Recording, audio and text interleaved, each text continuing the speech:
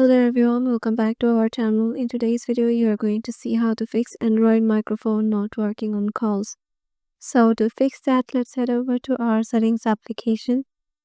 Once you are there, just head over to the search section and search for microphone. So as you can see, there is an option of microphone access. Head over there.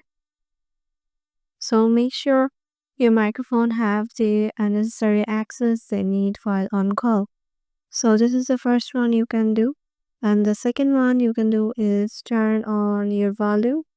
So here is the thing. If you turn on your volume button, you see there is option for ringtone.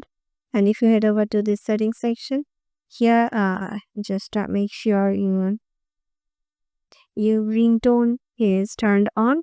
So this is how you can just make things run. And here make sure your system volume is also turned on. So here you can do some additional settings in media volume limit. So yeah, this is some of the additional settings you can follow if you want. And if the problem still persists, what you can do is just to swipe down and to restart or reboot your phone. And yeah, most probably this problem will get fixed. So yeah, this is how you can fix Android microphone not working on calls. Make sure to give it a thumbs up and subscribe to our channel, and we'll see you in the next video.